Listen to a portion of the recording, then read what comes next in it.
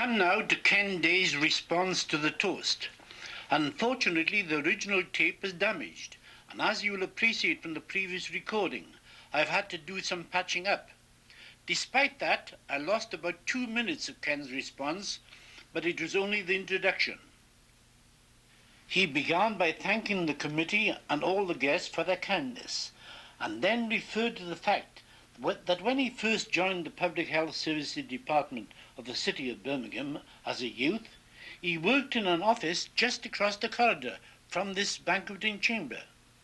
He never dreamt then that someday he would be celebrating his retirement in this beautiful hall. He then went on to say that he had been warned by his son not to do too much reminiscing, but on this occasion, I said I propose to reminisce. I remember very shortly after I'd been appointed, and David referred to the appointment, and I should point out that I'd never met this tough-looking character before that interview. He sat immediately opposite me, and I thought, my God, there's a tough one if they ever made one. I'd also played rugby, and I thought, that's a scrum half, a Welsh scrum half, and they don't come any tougher. And I believe he had been a Welsh scrum half. But I do remember him very well. Shortly afterwards, my then predecessor, a man named M.R.S.H, who'd been clerk of the insurance committee, he had, of course, retired on my taking over, and he was given a tea party. And I remember, you know, you think of things then. I don't know whether I'd anticipated retirement. I was only 33.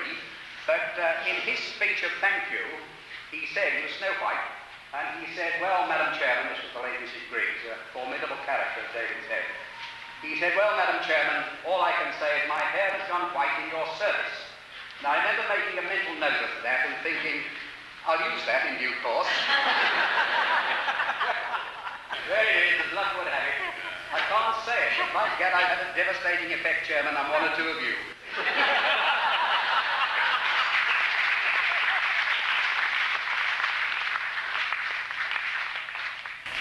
I've been an extraordinarily lucky man, because I've enjoyed my job. I can truthfully say this. It seems to be heresy to say such a thing nowadays. I've enjoyed my job since I was appointed. I still enjoy it. In fact, I'm enjoying it marvellously at the moment because I've got the administrator designated working with me, and I'm having the most lovely time. But I have enjoyed it. I've been very lucky. I've had only 4 chairmen, all personal friends, 3 with the Executive Council, and latterly with the Family Practitioner Committee. Reference has been made to them, but if I may, and I'm determined to, so I hope you'll say I may, I'm going to run through them. Alex Shanks, the first chairman, 1947 to 1956. A character, they were all characters. A great practitioner, Alex Shanks, a man of charm, a man of personality. And David was very kind in saying I had some influence, or brought some influence to bear, on the tough days at the start, and they were tough days. They were politically opposed, left v right, lazy, professional. But I think it was Alex Shanks who really calmed these down and got the body working together. Only one little reminiscence directly with him. He came in to see me on my first day in the office on the 3rd of May 1948. We then worked in Corporation Street. And he came in, as Alec would, after I'd settled in at about 4 o'clock or 3:30 to see how I was getting on. Well, I'd only done 2 things. The first thing, I'd gone into this fine office, though the rest of the offices were terrible, but the clerk's office, not administrator, chairman, then clerk, much better title, I think.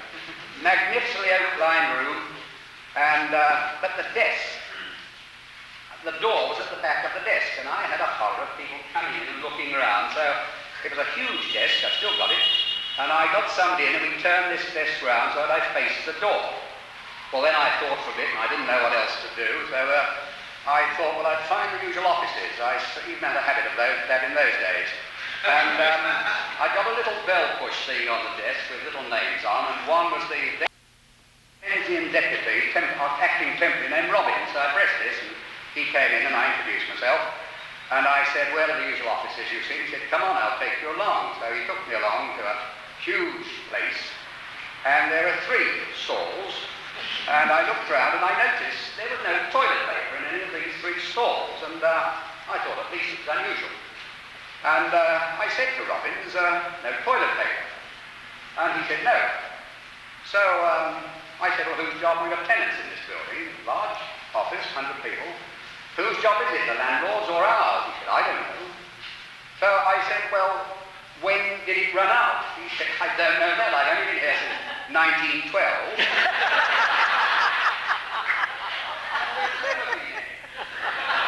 So I went back to my office and I sat down and I thought a bit longer and I looked at another button and there was a button labelled Miss Purnell. Now I have been told that Miss Purnell was really the queen bee of the office. She was the senior lady. And she's here tonight, bless her, somewhere, over there. So I pressed the button and in came Bessie Purnell. Didn't call her Bessie, I called her Miss Purnell. And I introduced myself and sit down. She sat down. I said, I'm awfully sorry to start off on an indelicate topic, but where are the ladies' toilets? And she said, whichever floor they were, I think it's the 4th floor. And I said, and what have you got? And she said, 3 cubicles. So I said, and have you got any toilet paper? And she said, no. And I said, have you ever had any? She said, no. And she said, and by Jove, my flimsy paper stock goes down. So she went out, and I pressed another button which said Tom Austin. Now, Tom, I'd known in the army slightly, although I couldn't remember him very well, but we had served together. And I said to Tom, I want you to go out, or send somebody out, and get 12 toilet rolls. And I said, I want you to give Miss Purnell 6, and you have 6, and put 3 in the gents, and 3 in the ladies, and keep 6 in reserve, 3 each. And he looked at me a bit old-fashioned and said, where do I get the money from? So I said, Mr. Hodges is the finance officer, his name was there. I hadn't met him. And I said, there must be a petty cash account. He said, oh yes, it's a petty cash account. So I said, well, go and get it from Mr. Hodges. And with that, I sat back and rested, I suppose. After a bit, of course, in came a very square little man, a qualified accountant, a man 65 or 6, perhaps not as much then, 63 or 4, but looking quite fierce. And he said, my name is Hodges, I'm the finance officer, and I introduced myself. And he said, I'm sorry to come and see you so early, but he said, Mr. Austin's just been in, and he wants some money. He wants, I think it was 10 shillings, it's quite a lot of money. She said, I said, yes, that's right, I'll come and see you. He said, but it's to buy toilet rolls. And I said, yes, that's right. Well, he said, we've never done this. So I said, no, I'm starting a new fashion. So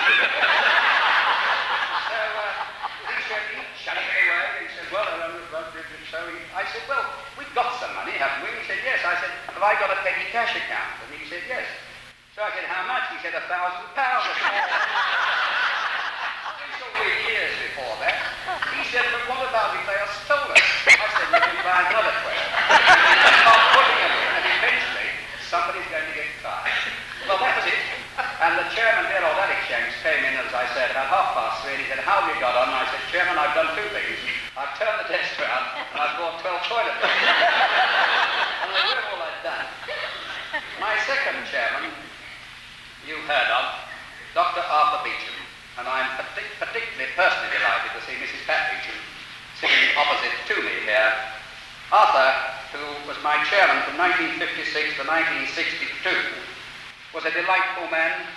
He stands out in my mind as the finest example of the busy man who could always find time to do something. There's an old saying, there's nothing to it. If you want something done, go to a busy man.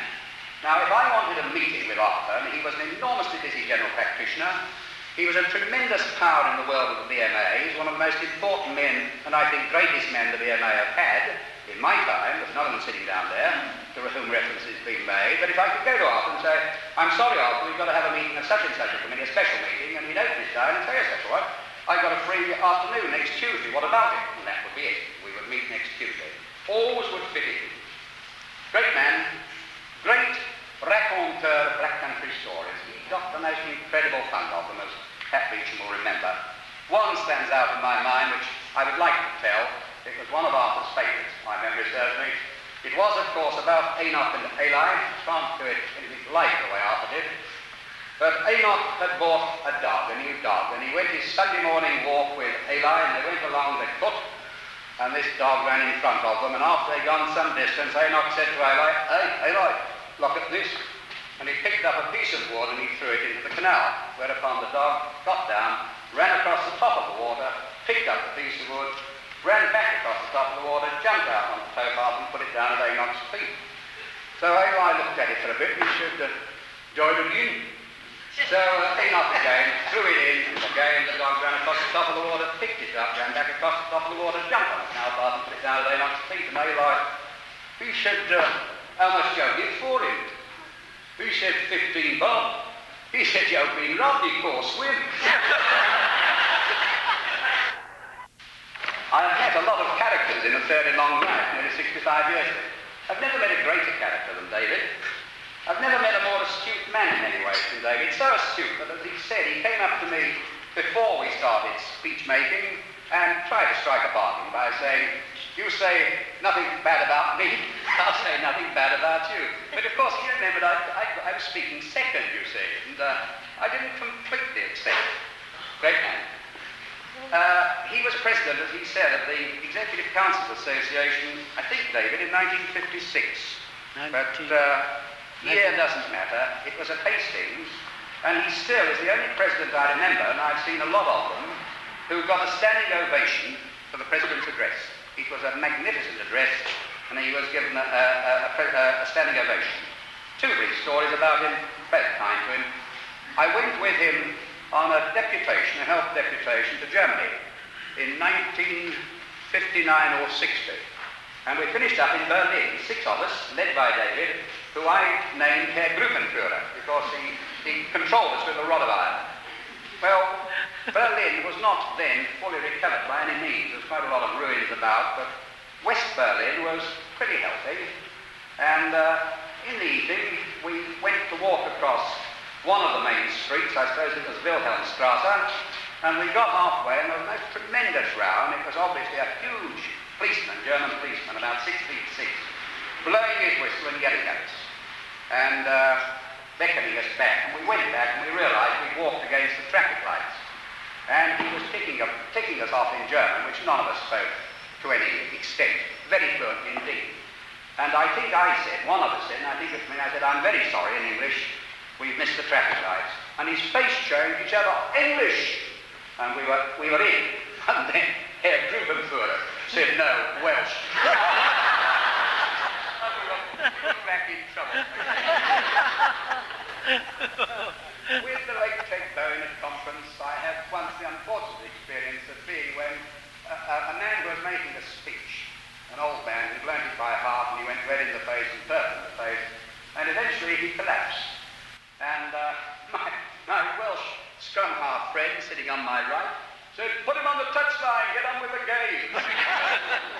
He didn't know at that time the poor Alderman Devon of Middlesex had died, but I'm not sure it would have made much difference. They played tough rugby in Wales. David and I were great friends. I like to think we're still great friends.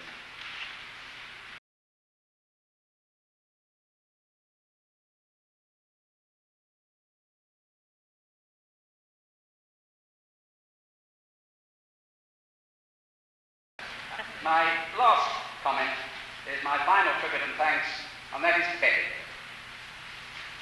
who has been my comfort, encourager, and support for a lot of years. Thank you very much.